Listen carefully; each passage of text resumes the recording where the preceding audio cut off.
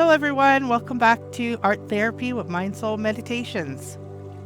Before we get started, let's take a moment to take a deep breath and let it out slowly.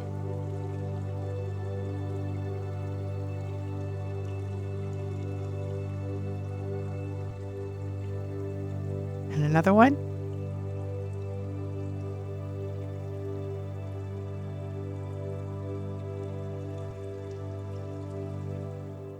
Today we are dealing with a more difficult topic. I know we're diving into some heavy stuff here, but talking about grief and trauma makes it easier to manage. Grief and trauma refers to really tough experiences that can shake us to our core. Coping with grief and trauma is a personal journey, and it's okay if it feels messy or overwhelming sometimes. It's about finding ways to process those intense emotions, make sense of what happened, and gradually find a way to move forward while honoring your experiences. Sometimes words just aren't enough. AI art can help you express feelings that are hard to put into language. It can create soothing or empowering images that support your healing process. Engaging with art can be a safe way to release pent-up emotions. Art can serve as a mirror, helping you understand and process your feelings. Also, it can help you visualize a future beyond the pain, even if it feels distant right now. Here are some ideas for artwork that could represent coping with grief and trauma. A person wrapped in a blanket and hugging themselves in comfort, demonstrating sadness and the need for self-care. A woman crying or screaming as a means of externalizing pain. Dying vegetation to represent grief and emotional numbness. A landscape that is void of anything but the ground and sky, with the horizon separating the canvas to demonstrate loneliness and emptiness. These artworks could serve as gentle companions on your healing journey. You might use them as part of a personal ritual, as focus points for meditation, or just as reminders that healing is possible even when it doesn't feel like it. Remember, coping with grief and trauma is not about getting over it or forgetting. It's about finding ways to carry your experiences with you while still moving forward. There's no timeline for this process, and it's okay to take it one day at a time. How does this resonate with you? I hope that your healing journey helps you place your pain in the artwork and provides you with relief. It did for me, and my hope is that others will have the same experience.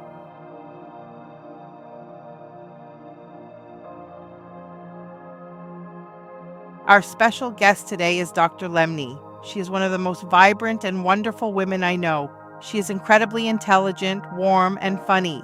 If you ever have a chance to have a conversation with her, I promise she will make you laugh, cry, and smile so big your face hurts. Her infectious giggle makes me smile just thinking about it. She is a wonderful artist and a supportive sister in art. Dr. Lemny is a seasoned psychologist with 30 years of experience in social services. She holds a doctorate in psychology from the Wright Institute and has extensive training in psychodiagnostic forensic assessments, neuropsychological assessment, and cognitive rehabilitation. Dr. Lemny has worked in various settings, including community mental health clinics, schools, jails, and the Veterans Administration. She has also served as the Director of Behavioral Health at a federally qualified health center in West Oakland, California. Dr. Lemny's research focuses on gender studies, ethnic identity development, and mental health outcomes among Dominican women. She is an active member of the American Psychological Association and has international experience in behavioral health care and research. Dr. Lemny enjoys documentary filmmaking, painting, and cartooning, and is an inspiration to women globally. Born in Harlem, New York, Dr. Lemny is an Afro-Dominican writer, actor, psychologist, abstract NFT artist, and collector. She is a curator for the NFT Tip Searchlight curatorial team and is the former coaching lead and secretary board member at the Dream Conduit, a carbon-neutral nonprofit DAO. Dr. Lemny has sold over 90 one-of-one NFTs, showed at over 30 NFT art shows, is collected by World of Women, Nyla Collection, and has shown at 36 NFT art shows. She was featured in Forbes magazine, Time magazine, NFT Now, and Known Origin platform. For the past 3 years, she has been a speaker at NFT NYC conference discussing mental health in the Web3 space. Let's hear from her and what she would like to share about grief. Thank you for allowing the movement of this grief. I think that for me, the AI has been helpful in shifting through opportunities and possibilities after the pandemic. During this time, over the course of the past 4 years, there's been a lot of loss in terms of identity, in terms of belonging, in terms of being. And so everything that was familiar, ways of operating, ways of locating oneself in space have been disrupted. And so with the advent of AI, it's been really lovely to be able to conceptualize these frameworks and to integrate them in a way that's healing and reparative. For me, having left behind parts of the self coming into the second generation of my life, my existence here, the second half, the second act. All those things, when I come to the work, I am able to integrate, parts of myself that once were with what is and what will become. So I am so happy to share this work with you, the integration of my dissertation and my thesis together through the support of AI, to come together and create a new possibility, a new iteration of self, a promise for being. I'm really excited to share this with all of you.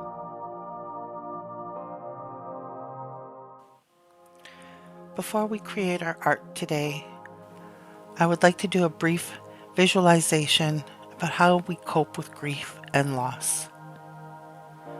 So I'd like you to take 3 breaths in through the nose, out through the mouth, and remember to hold for just a moment. And we'll do those together.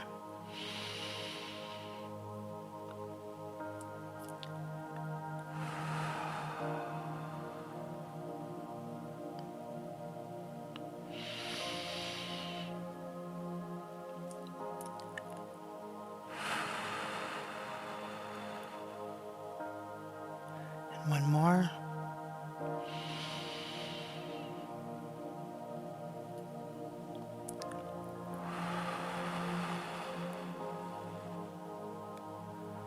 So today I would like you to imagine yourself standing on a vast shoreline.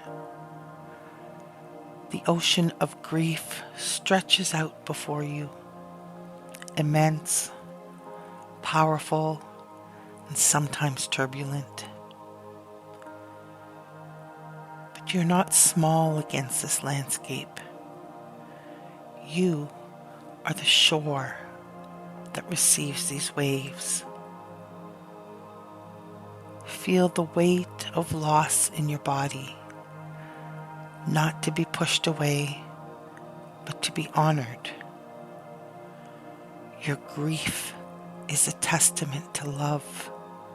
It is profound, unbreakable, transformative.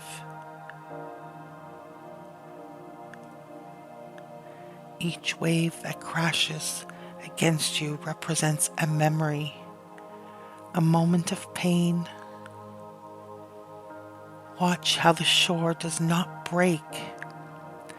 It absorbs, it reshapes, and it remains. Your heart is not a wound, but a sacred temple of remembrance. Every tear is liquid courage. Every moment of missing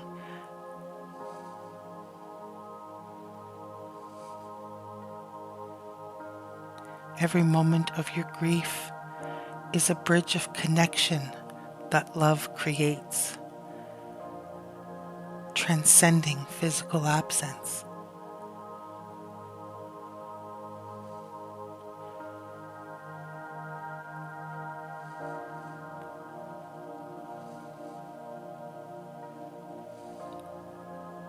Whisper to yourself, I am strong enough to feel. brave enough to remember, gentle enough to heal, and powerful enough to love through loss. The horizon grows lighter, not because the pain leaves, but because you are expanding. Grief is not a darkness that consumes you, but a profound teacher, reshaping your understanding of love, of resilience. You are surviving. You are healing. You are loving beyond boundaries and beyond time.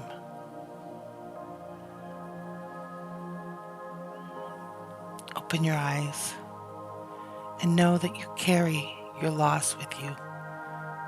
In love, always.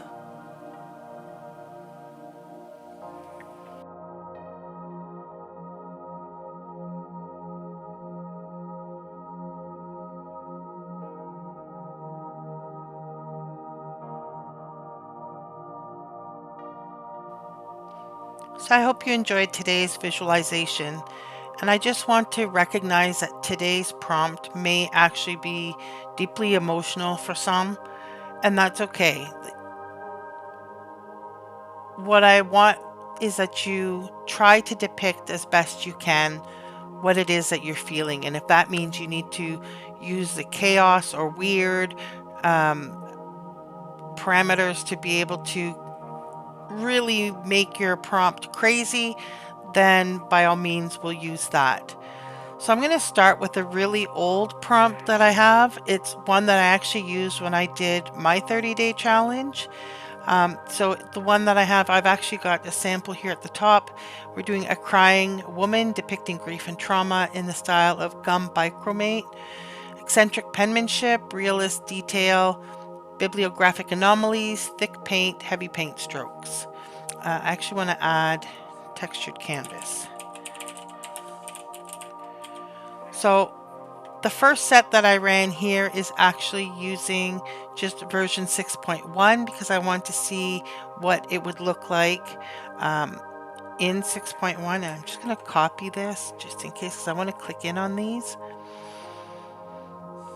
So we can take a look at some of these. They're very emotional, and you may find that you really connect with some of these. I like this one, except perhaps for the extra hand that I would want to remove, if that's a hand. I might remove that and edit it one way or the other. So it gives us an idea of what we would get. Now I'm going to try it also in Niji, because that was where I actually found that I liked this prompt the best. So we'll take a look at it in Niji. What I want you to think about is what your trauma looks like. Do you feel that you can't talk? So perhaps you want to have a woman with no mouth. Do you feel that you're not being seen? Perhaps you want to go with some of the imagery we've got coming up here of being blindfolded. Maybe you feel like you're completely wrapped in chaos and that's something you want. Or too many people are pulling at you for your attention and you just can't right now. So maybe you want to add to your prompt many hands pulling at a woman. So this is a prompt that I don't expect that you're just going to take it as is, nor do I ever expect that you're going to do that. But in this case, because this is so deeply personal and this is really about healing, I want you to really be flexible with this prompt and really use words and expressions that paint what you're feeling in your head, in your gut, and get that out into your artwork. So I'm really liking the Niji outputs that we have here. So we'll take a look at some of these. This one doesn't really speak to me personally. I do really like this one. She seems a little bit bruised and damaged. I like this one with the crying eye. This piece makes me feel like I just want to really look at it and absorb it and, find the meaning. It's almost like she's digging her fingers into her eyes. It's very powerful, the image. I'm going to grab this prompt and I'm going to add a little bit of chaos. So I'm just going to go with 10. We'll see what we get. So I've run the prompt a couple more times, and you'll note that Niji is particularly expressive. So let's take a look at some of these and see if any of them are something that we'd want to work with in terms of a style. So here I've got a man. It's a little too red for my liking. This one's kind of interesting that we have a bit of a collage component to it. This might be worthwhile playing around with it. It's definitely more of a horror look. This is more weird. This is weird. I like this one here. Again, I like that photography blended with art sort of look. This is a bit dark. And I do like this one here. I like that softness to it. I might take this one here. So when you're working with images and you find one, it's like, okay, this is sort of the settledness that I'm looking for, or the aggression that I'm looking for, or the deep dark strokes that I'm looking for, you can run the prompt again, but remember, this is where you're going to use the style. Perhaps you have an image and the image is right, but it's not quite the right style. So then you're going to change, do I want the character? Do I want the image as a reference, or do I want the style? So this could be one that I run where I leave everything else the same. I leave the chaos in, but now I want it to do something new, but keep this style. Okay, so this is actually fully completed in terms of its design. So it really, really is a soft, subtle, almost not fully developed kind of look. Yeah, there's a lot of depth and emotion here. This one's a little bit more caricature style. And here again, we've got lots of depth and emotion. So it's definitely an interesting style, but there's no style reference and there's no personalization code being used.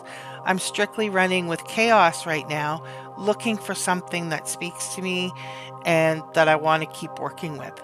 So using that image as a reference now, I can modify my prompt completely, but continue working within this style.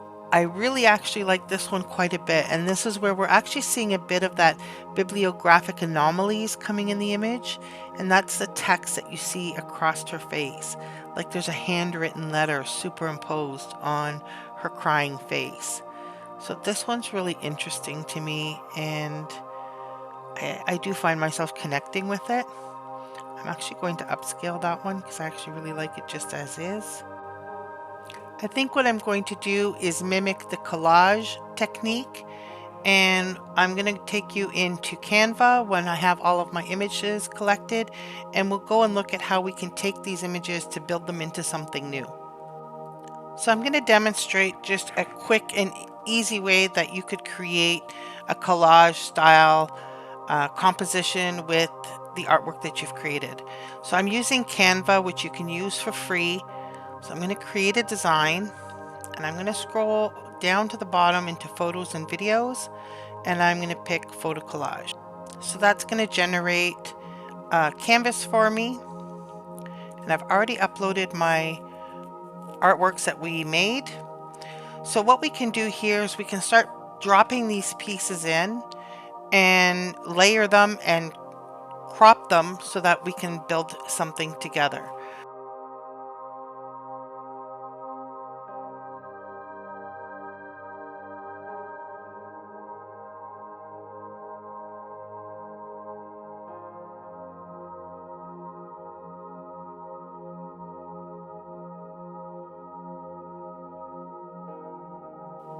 You can give it a little bit of extra flourish by adding in some different elements. You can scroll through. Now, not everything in here is free to use. Let's see what we have available. So We can play with it and add different components to it. When you're done, you can use the share feature and you can download it.